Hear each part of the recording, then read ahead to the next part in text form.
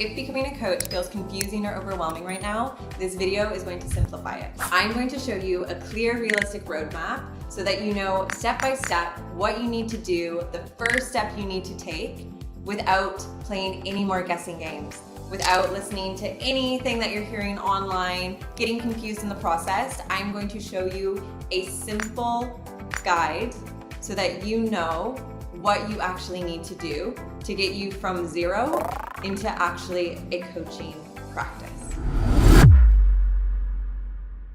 Now, the first thing I want you to know is that overwhelm is very normal. When we're starting something new, we don't have the answers yet. We don't have the clarity. It's very, very normal for overwhelm to come up, for us to feel like we don't know what we're doing, because guess what? You don't, and that's okay. It's all a part of the process. So realize that if you are feeling overwhelmed, this isn't a reason to not coach. If you've got the pull, really lean into that. And the good news for you is that coaching is a skill. What I mean by this is that it's not based around personality type. So it doesn't mean that certain personalities get to become coaches and others don't. Coaching is a skill, and if it's a skill, that means that it can be learned. And that means that it can be learned by every single person. Once that skill is learned, you can then take that and build yourself a career around it. So step one, what is the very first step that you actually need to take? And it's very simple, guys. It is that you need to learn how coaching actually works. This means you're understanding how to hold a coaching conversation. You're learning how to ask questions that create insight. You're practicing listening without fixing. And you're knowing how to help someone move from stuck to clarity. It's learning the very foundations of coaching. What coaching is, what coaching is not. And then from there, step two is that you're gonna practice with real humans.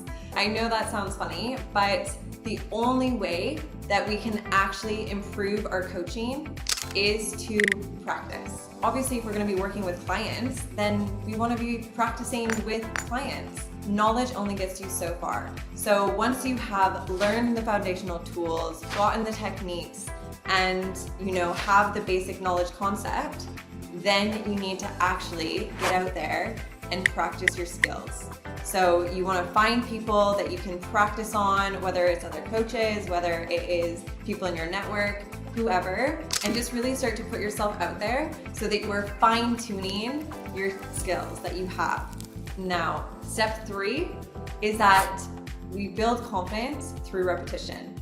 So you learn the knowledge, you practice the skills, the techniques, the tools, everything that you've learned with somebody else in real time, and then you repeat. You repeat, you repeat, you repeat.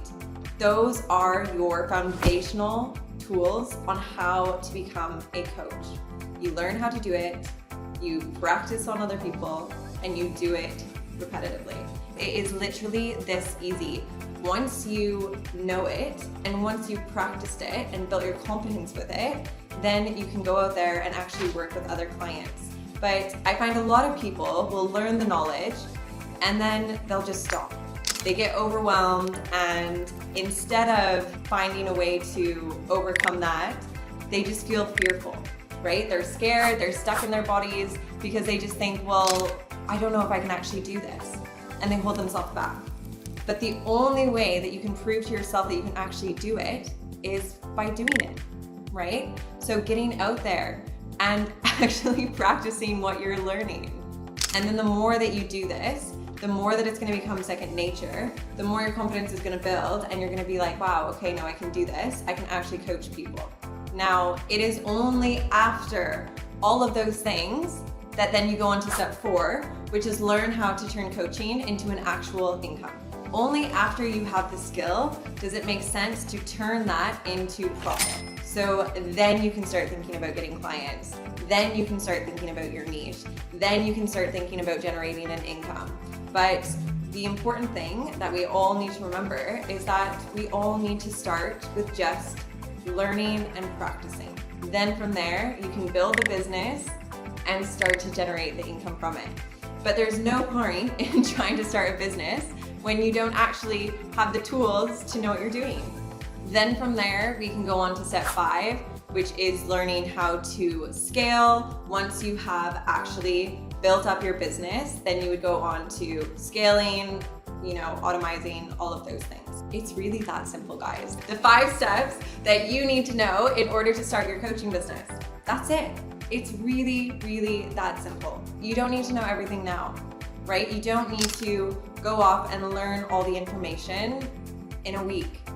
And I know that may hurt some of you to hear, because the thing is, we all want to be an incredible coach and be making the big bucks, last week. So we don't want to have to actually put the time and energy and effort in to learning and developing that skill. But the truth is that if you spend your time doing the foundations, it is going to set you up for success in the future. If you do the foundational work now, then you got the tools and techniques to help people for life. Yes, we are going to keep improving and we are going to keep, learning, because there's so many levels to coaching. We can go into holistics or NLP or, branch out with hypnosis and all of these different things. Well, there's so much information out there to actually develop our coaching skills. But the place to start is just step 1, just learning all of that information. So guys, wherever you are at on your journey, whether it's step 1, 2, 3, 4, or 5, just remember, you don't become a coach by having everything figured out. You become a coach by starting, learning, staying consistent, and then developing the business side from there. So if you found this video helpful, I have a lot more tips for you, so make sure you tune in to the next video very soon.